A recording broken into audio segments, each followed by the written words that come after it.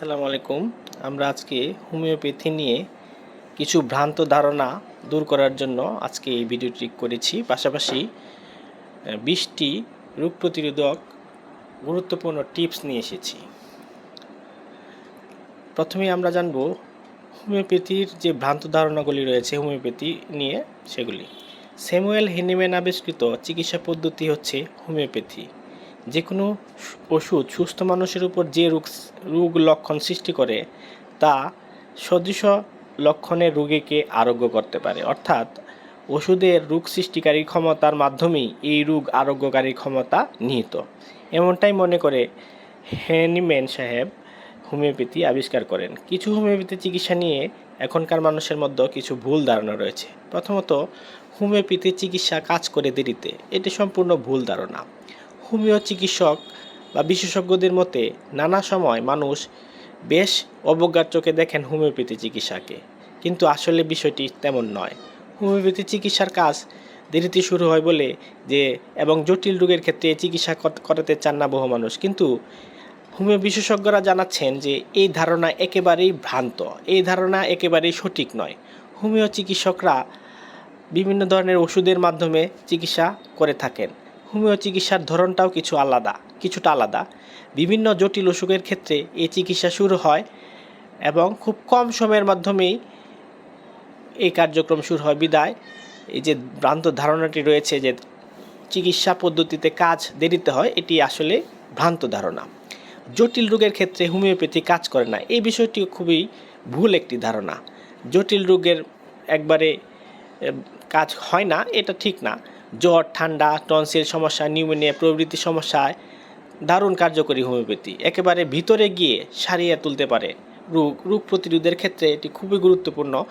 এবং হোমিওপ্যাথিতে অনেকেই বলে থাকেন যে হোমিওপ্যাথি ওষুধ ধাতুতে তৈরি, স্টেরয়েড থাকে। এগুলি একদম ভুল।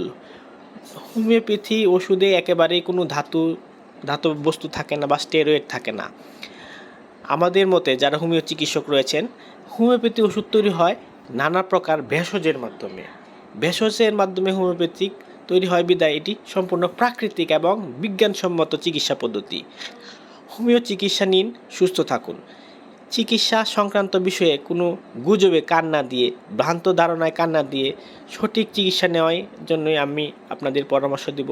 এবং যে কোনো ধরনের পরামর্শের জন্য আমাদের ইমেল রয়েছে, আমাদের কমেন্টস বক্স রয়েছে। আপনারা এই কমেন্টস বক্সে জানাতে পারেন এই বিষয়গুলি। আমরা এখন জানব রোগ প্রতিরোধের জন্য যে 20টি বিষয় বা যার কারণে 20টি ক্ষমতা বাড়ানোর প্রতিরোধক বিষয়। যেমন প্রথমত, ব্যায়াম করতে হবে। মিনিমাম প্রতিদিন 30 মিনিট হাঁটতে হবে, ব্যায়াম করতে হবে 30 মিনিট প্রতিদিন, সপ্তাহে 5 থেকে 6 দিন। এবং কিছু ফুসফুসের ব্যায়াম রয়েছে, সেগুলো করতে হবে। পর্যাপ্ত ঘুম, প্রতিদিন তাড়াতাড়ি সকাল বেলা উঠতে হবে এবং রাতে খুব বেশি দেরি না করে 8টা থেকে 10টার ভিতরে ঘুমিয়ে যেতে হবে, অধিক রাত না জাগতে হবে। তৃতীয়ত হচ্ছে ভিটামিন সি, লেবু, কমলা, আঙ্গুর, আমলকি, আমড়া ইত্যাদি খাওয়া। চতুর্থ হচ্ছে ভিটামিন ডি। 15 মিনিট একটানা রোদ্রে থাকলেই ভিটামিন ডি পাওয়া যায়। ভিটামিন ডি মুখে খাওয়ারও ট্যাবলেট রয়েছে। পঞ্চম হচ্ছে গাজর, আম, পেঁপে, মাছ, দুধ, ডিম পরিমাণ মতো খাওয়া। 6 নাম্বার পয়েন্ট হচ্ছে ভিটামিন ই। কুমড়া, কাজু বাদাম, চীনাবাদাম, টমেটো ইত্যাদিতে ভিটামিন ই রয়েছে, এগুলি পর্যাপ্ত খাওয়া। জিঙ্ক, রসুন, আদা, বাদাম, চিয়া এগুলি খেতে হবে। মধু খেতে হবে। 9 কালো জিরা খেতে হবে। 10 আদা। 11 টক দই, গ্রিন টি, সবুজ ফলমূল, শাকসবজি। এবং সবচেয়ে বড় যে জিনিসটা, ফাস্ট ফুড এড়িয়ে চলতে হবে। আমরা 14 নম্বর পয়েন্টে যাব। ফাস্ট ফুড এড়িয়ে যেতে হবে। লবণ, অতিরিক্ত চিনি এগুলি এবং প্রসেসিংযুক্ত খাবার খাওয়া একদম বন্ধ করতে হবে। তরকারি রান্নাতে খুব সীমিত পরিমাণে তেল দিতে হবে এবং তেল চর্বি জাতীয় খাবার খুবই কম খেতে হবে। তেল চর্বি খাওয়া একদম ঠিক নয়। তেল চর্বির কারণে শরীরে বিভিন্ন ধরনের সমস্যা হয়, হার্টে ডিজিজ বেড়ে যায়। প্রতিদিন পরিমাণ মতো 10 থেকে 12 গ্লাস পানি বা 2 থেকে 2.5 লিটার পানি খেতে হবে। পাশাপাশি ধূমপান ছাড়তে হবে, একদম ধূমপান করা যাবে না, অ্যালকোহল করা যাবে না, এবং প্রতি 2 থেকে 3 মাস অন্তর অন্তর ওজন নিয়ন্ত্রণ রাখতে হবে।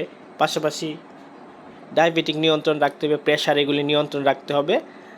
এগুলি নিয়ন্ত্রণের মাধ্যমেই সব কিছু স্বাভাবিক করা যায়। বডিকে ফিট রাখতে হবে, বডি ফিট রাখার জন্য এগুলি একদম প্রয়োজনীয় বিষয়। আজকের ভিডিও এখানেই রইল। আল্লাহ হাফেজ।